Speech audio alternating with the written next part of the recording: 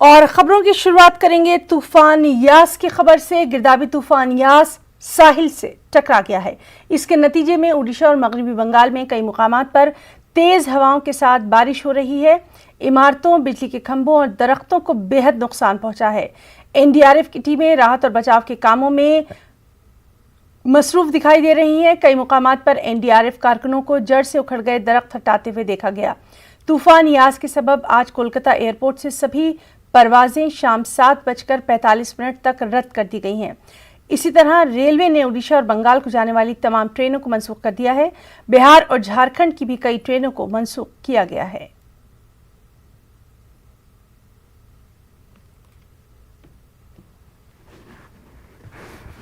तो तूफान यास की जो तस्वीरें हैं ये हम आप तक पहुंचा रहे हैं। साहिल से टकरा गया है ये, और उड़ीसा से हम आपको तस्वीरें दिखा रहे हैं। साथ ही साथ मगरबी बंगाल की हम आपको तस्वीरें दिखा रहे हैं। मगरबी बंगाल से जिस तरह से हमारे तमाम साथी हमें बता रहे थे कि वहाँ पर रिहायशी इलाकों में पानी दाखिल हो चुका है, और अब ये खबर उड़ीसा से भी आ रही है कि उड़ीसा में भी रिहायशी इलाकों में जो पानी है वो दाखिल हो रहा है। नदियाँ वहाँ उफान पर हैं। आप तस्वीरों के ज़रिए साफ तौर पर देख सकते हैं कि तूफ़ान अपने पीछे कितनी तबाही छोड़ कर गया है। जो दरख्त हैं वो जड़ से उखड़ गए हैं।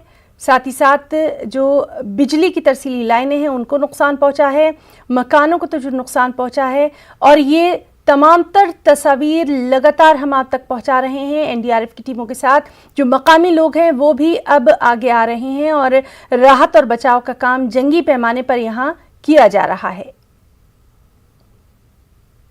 तो तूफान यास साहिल से टकरा चुका है, और साफ तौर पर आप देख सकते हैं कि किस कदर तबाही जो है अपने पीछे छोड़कर गया है। एनडीआरएफ के हमारे जवान और साथ ही साथ जो भी मकामी लोग हैं वो भी अब जंगी पैमाने पर जुट गए हैं। ख़ास तौर से सबसे अहम काम, जो पेड़ उखड़ गए हैं, सड़कों पर जो पेड़ गिर गए हैं और बिजली के खंभे, इन जो दो अहम मरहले हैं इनसे निपटना एनडीआरएफ की टीमों के लिए बड़ा चैलेंज है, और इसी में ये टीमें अब लगातार जुटी हुई हैं। इसके साथ जो आम लोग हैं उनको बचाने का सिलसिला भी जारी है। शेल्टर होम बनाए गए हैं जहां पर इन तमाम मकामी लोगों को रखा गया है,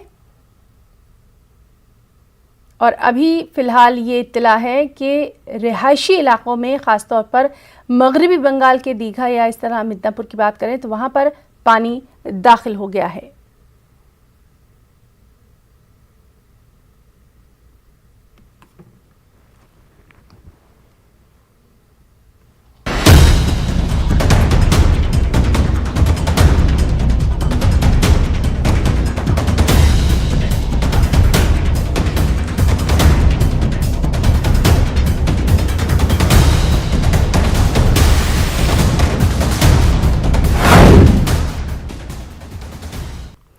और अब एक और अहम खबर किसानों के यौम स्याह के ताल्लुक से भी।